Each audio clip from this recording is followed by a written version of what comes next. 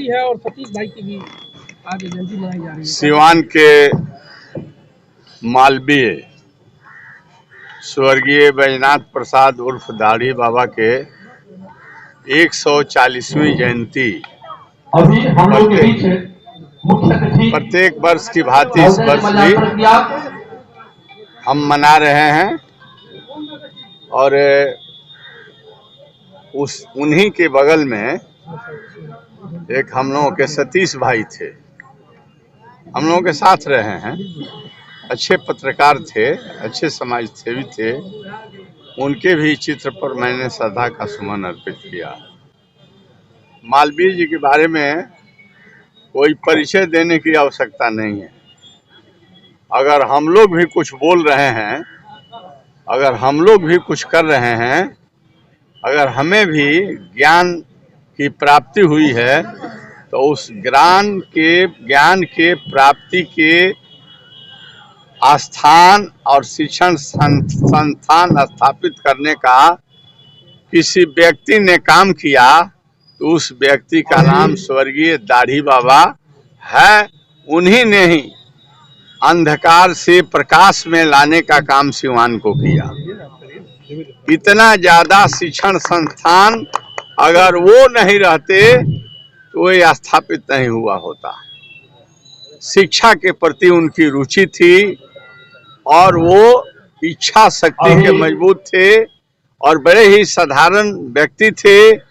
और उनको देखकर ही लगता था कि एक महान संत का दर्शन हुआ है। हम तो स्वयं उनके चरणों में मतलब अपना माथ पटका हूँ, उनको चरण स्पर्श करने का मुझे अवसर प्राप्त है। मैं सौभाग्यशाली हूँ। और अनुशासन के पक्के थे और शिक्षा के क्षेत्र में रात दिन कैसे सिवान जो है आगे बढ़े, शिक्षण संस्थान बने, इसके प्रति ही दाढ़ी बाबा हमेशा मेहनत किया करते थे। मैंने कहा कि अनुशासन के पक्के थे। अनुशासन के पक्के नहीं होते तो उस जमाने में समझ लीजिए कि कितना अभाव में लोग जिंदगी बिताते थे। इसके बावजूद भी मतलब साधन कम रहने के बावजूद भी इतना बड़ा लक्ष्य को शिक्षा के क्षेत्र में प्राप्त कर लेना, वह एक कोई कर्मयोगी ही कर सकता है, साधारण व्यक्ति से नहीं हो सकता है। दाढ़ी बाबा एक कर्मयोगी थे, एक महान पुरुष थे, एक महान समाज चिंतक थे, एक समाज को उठाने के ललक और शिक्षा के क्षेत्र में सब लोग पढ़े लिखे आगे बढ़े। आज हम बोलते हैं, उस जमाने में वो बोल गए थे, पढ़ोगे तो आगे बढ़ोगे, शिक्षित बनोगे तो लक्ष्य को प्राप्त करोगे, शिक्षित बनोगे तो अपने अधिकार को समझोगे। तो दाढ़ी बाबा महान व्यक्ति थे, व्यक्तित्व के धनी थे। और उनको हम मतलब जितना याद करें कम होगा। और मैं तो समझता हूँ कि इस सिवान में दाढ़ी बाबा के कीर्ति को कभी भुलाया नहीं जा सकता। जब तक धरती आकाश रहेंगे, दाढ़ी बाबा आपका नाम रहेगा। और कोई ऐसा व्यक्ति नहीं है जो दाढ़ी बाबा के नाम रखने पर उनके मन में श्रद्धा उनके प्रति नहीं हो जाए।